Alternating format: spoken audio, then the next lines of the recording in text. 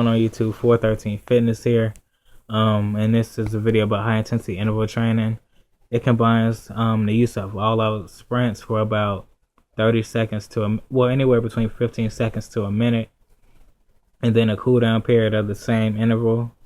Or you can switch it up, 2 to 1, 1 to 2, whatever works for you, wherever you need to start out at, first of all.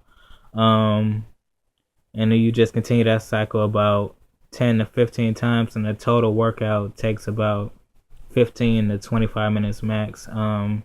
It's a great workout, great way to burn fat and to retain your muscle mass that you've accrued over the time.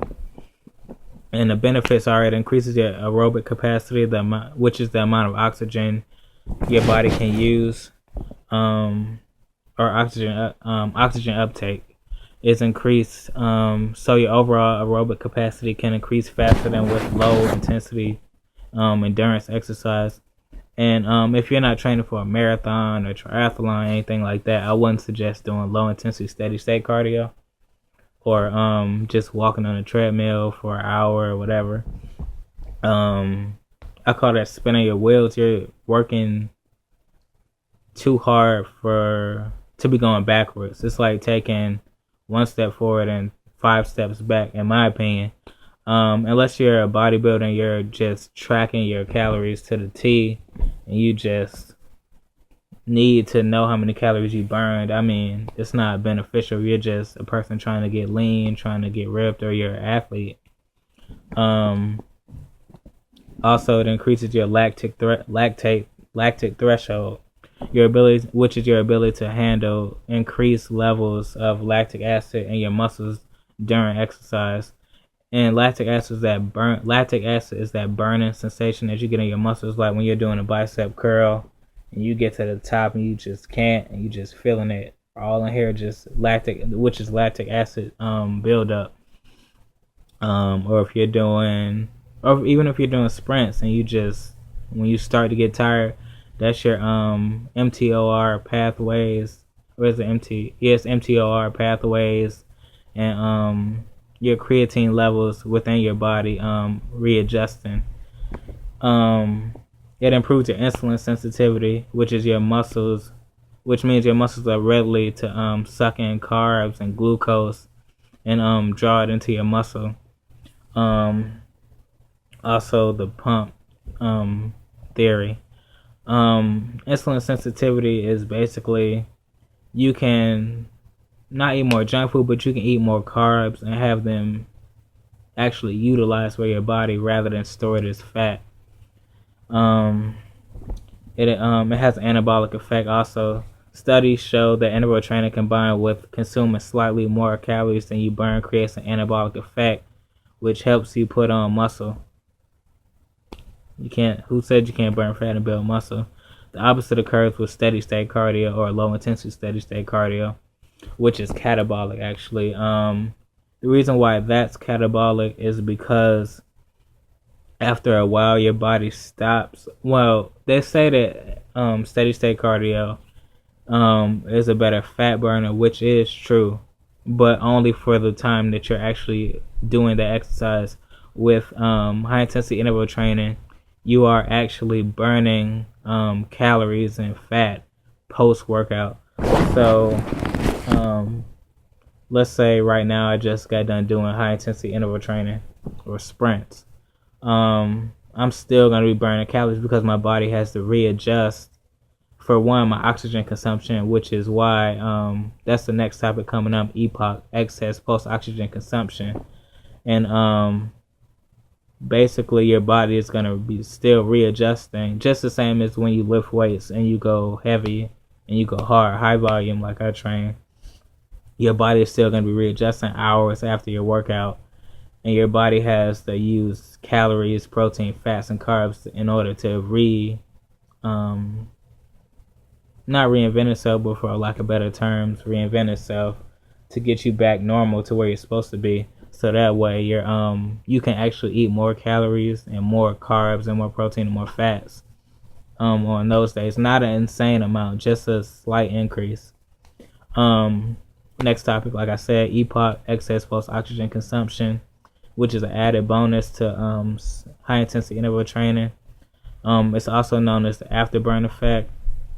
You increase your metabolism and burn more calories with for up to 24 hours after interval training, whereas going for a jog or a long walk has almost no excess post oxygen consumption benefits or afterburn effect benefits. HIIT is has a measurable increased rate of oxygen intake following strenuous activity, intended to erase the body's oxygen debt. In order for the body to erase oxygen debt, fatty acids are released and used as fuel for recovery.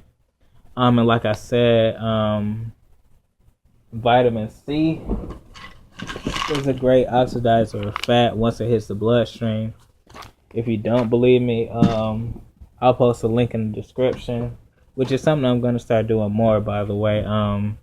Posting links in the description to the things I'm talking about, so that way, you can come to my channel, get the information you need, which is the intent of the channel. So I apologize for that. But vitamin C oxidizes fat, and I cannot think of the other vitamins that do that also. But I'll make a video about that too, or post that in the description too.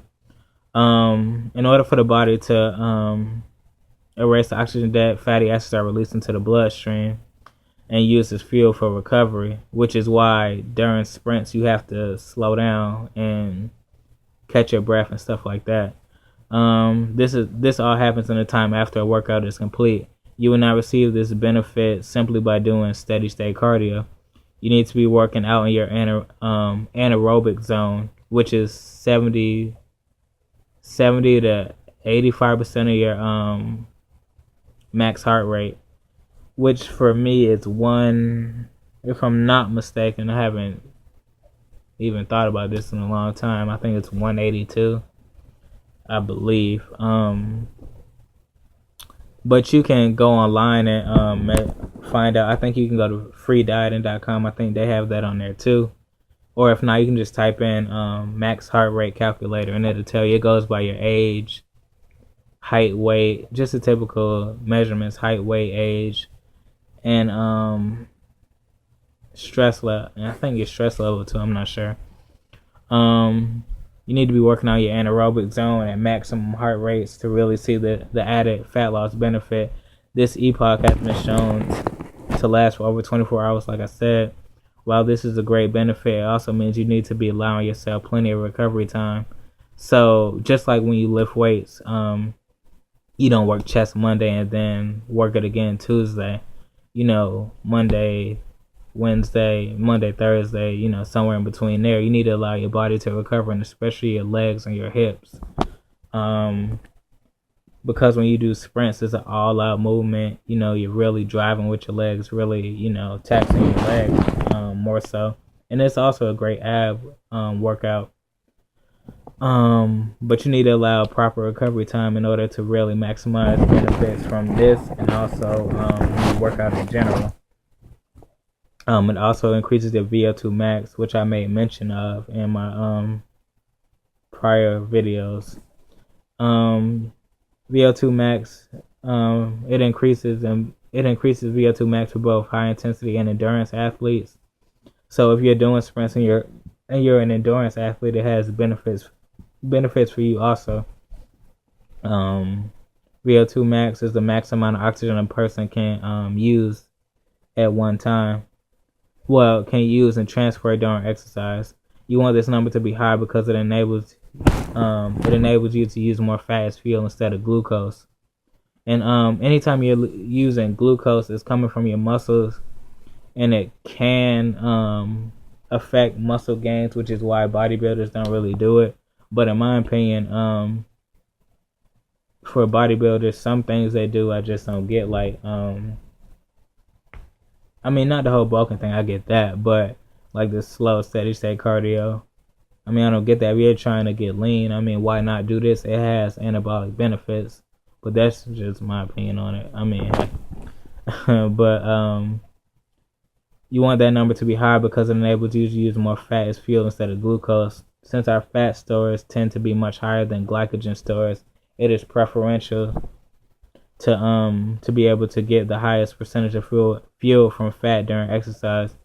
A sprinter uses a high amount of glycogen because it is such high intensity. The rate at which you change from fat burning to sugar burning is higher in individuals with a higher VO2 max.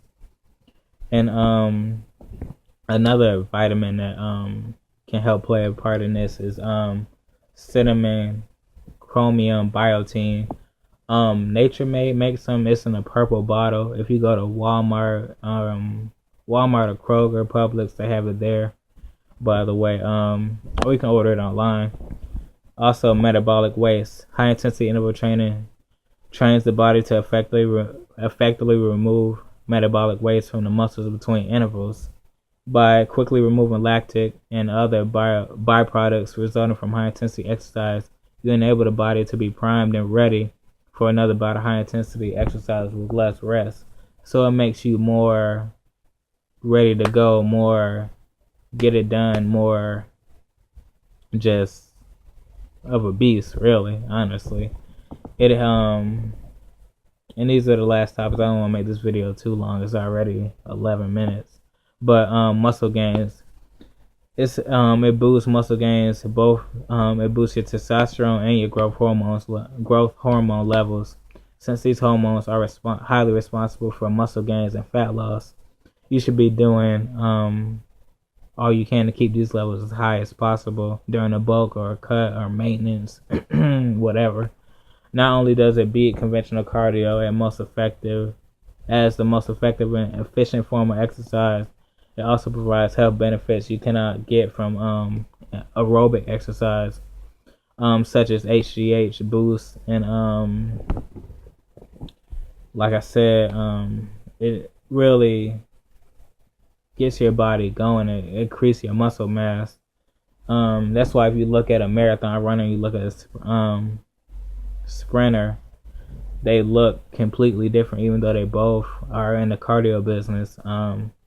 You see, like, for example, Usain Bolt, real muscular guy, fit, and you look at a marathon runner, I don't know any name, the guy with the commercial for the shoes, I forgot his name, but him, like, not scrawny, but not, a real muscular guy. And I think that's all I'm gonna go over. It's not really, that's it. But that's just the benefits of high intensity interval training. Increases your VO2 max, insulin sensitivity. It allows you to remove metabolic waste from your muscles between sets faster, which also benefits weightlifting, or if you're a power lifter too. And that's it. Thanks for watching.